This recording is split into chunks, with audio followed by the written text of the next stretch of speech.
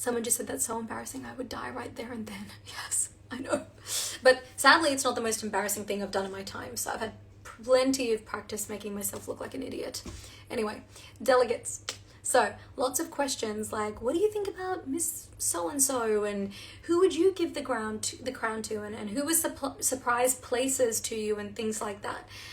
These baiting questions where we're asking women to cast judgment on other women, and the questions are loaded like, do you think this person deserved this and that and the other? If you know me and have known me for longer than like 10 minutes, you know that is not what I'm about. I'm not hungry, I'll eat later. Yeah, if you know me, you know that's not what I'm about. I don't believe in... why do I need to give an opinion judging some... Who am I to judge, firstly? Who am I to judge? I think every single woman who was on that stage worked hard to the best of her ability to be there, okay? Everyone, from the women who placed to the women who didn't to the women who won, every single one worked to be there. They represented their country as best as they could. And if any one of us wore that crown, amazing. You've done everything you could to get there. Enjoy it and make the most of it.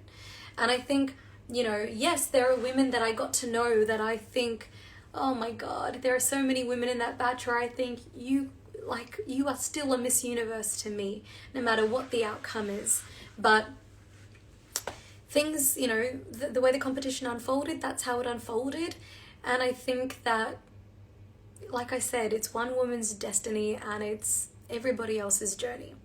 So for those who are facing heartbreak right now, like I was disappointed I didn't make it to top 5, but I'll accept it. There are some who, you know, we thought would make the semi-finals, but they didn't. What I hope is that there is peace found in the journey and that you can understand why you were here and why you are going through this and why things worked out the way that they worked out, so that you can make the most of this. Because at the end of the day, you stood on an international stage as not one, but as millions or hundreds of thousands, however big your country is. You stood there as a nation. There is a tiny portion of the population on this earth that can say they represented their country in a global competition. And when I say that, I just think to myself, woo, like, I am so grateful that I was selected to do that and that I did that. That I was an ambassador for my country on a global scale. And that in itself is an achievement. So let's not ask questions that you know I'm not going to answer and I'm not going to feed into. But what impact did the other contestants have on me with their advocacy and their heritage? You know, I'm so grateful for the friends that I made in this competition. There are so many of them. Like Daniela, what people will not know, that she was battling her disease. And I remember there were days where she was bloody tired because of her disease. And people were sitting there saying, she's not active enough. Why aren't you doing this? Why aren't you doing that? And it's like, this woman is here representing her country and showing people you can do it whilst facing an illness, you know? So she made a really big impact on me because I love that, again, she just, despite what people said and how hateful some people were to her, and I knew that she was having a hard time with it too, because people were being very horrible about her disease, which completely lacks humanity. She still showed up and did that, and she inspires me. Nova, what she was able to do for the Black Lives Matter movement and what she had to face every single day, she left an imprint on me, her heart and her spirit and her positivity. Shantae and her commitment to health and fitness, but also people don't know what an incredible resume she has. She's a track star, she's an academic, she's now a beauty queen. Like, what else can this woman do? She's amazing.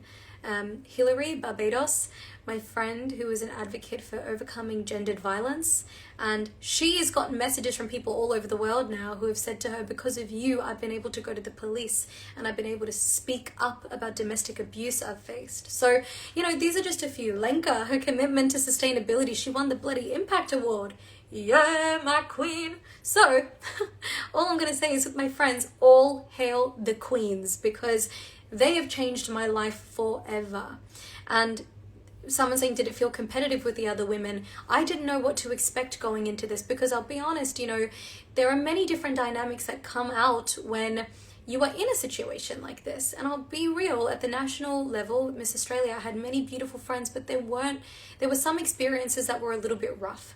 So I wanted to protect my heart a little bit going into the global competition, and I thought, I know I'm going to be nice to everybody, but maybe everybody won't be nice to me. Maybe some people won't be there wanting friendship. So I didn't know what to expect. I cannot tell you how surprised I am that I've walked out of it with genuine sisters. Like, let me look you in the eye and tell you, I love these women. And I miss them. Like, I'm sitting here in the room sending them videos and we're messaging and we can't wait till we meet again. I've gained best friends all over the world. It's the kind of thing, like, if I got married, I'd want some of them there. I'd find a man first, but I just, you know what I mean? Like, it didn't feel competitive.